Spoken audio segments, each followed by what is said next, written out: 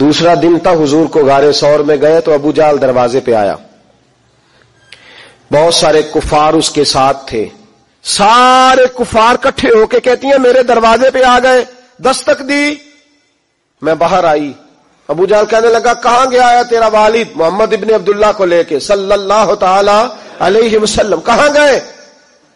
जनाब अस्मा कहती हैं अब मेरे लिए बड़ी मुश्किल हो गई, झूठ बोलती हूं तो शरीयत नहीं बचती, सच बताती हूं तो वफा नहीं बचती, किधर जाऊं? कहती हैं पैरों में जंजीरें हैं, गलत बात कैसे करूं? उसने फिर पूछा, बोलती क्यों नहीं, कहां गए? मैं खामोश थी। तीसरी बार फिर पूछा, कहां गए हैं वो? जनाब अस्मा कहती है मैंने फैसला कर लिया, शरीयत भी बचानी है, वफा भी बचानी है, दोनों चीजें बचेंगी, बोलो कहां है? और कहती है अबू जाल ने जब कहा ना बता कहां है, फरमाती है पता नहीं खुदा ने मुझे कितनी कुव्वत अता फरमाई, मैं बोली और बोल के कहा मैं अबू बकर सिद्दीक की बेटी हूं, मैं झूठ नहीं बोल सकती।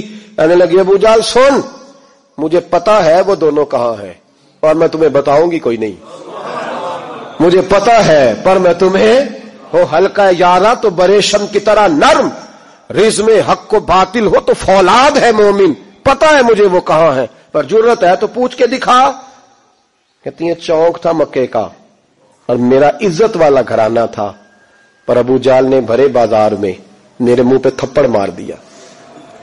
कहती है मेरे कान में बाली थी, नीचे पत्थर था, मैं उसके ऊपर गिरी तो मेरा कान फट गया, लोगों ने अबू जाल को पकड़ा ले गए। फरमाती हैं वो आजमाइश भी मैंने दी, इम्तिहान भी दिया, फिर मैं अंदर आई और मैंने फिर अपने उस बहते हुए खून को अपने कपड़े के साथ साफ किया, मुंह को लपेटा और फिर मैं खाना पकाने लगी। कहती है उसी तरह खाना पकाया, उसी तरह तैयारी की। गारे सौर पे जो पहुंची तो अबू बकर सिद्दीक ने लिपटा हुआ मुंह देखा, बेटी को तकलीफ में देखे और फिर बाप रात सो जाए, ये हो नहीं ना सकता। तो कहा अस्मा बेटे चेहरे को क्या हुआ, क्या बात है? अर्ज की कुछ नहीं अब्बा जी। फरमाया नहीं बेटे कोई तकलीफ है, कोई चोट है? नहीं अब्बा जी कुछ नहीं। हुजूर ने फरमाया अस्मा खोल ना बेटे चेहरा क्या है। जनाब अस्मा ने कपड़ा हटाया तो खून बहने लगा। क्या हुआ?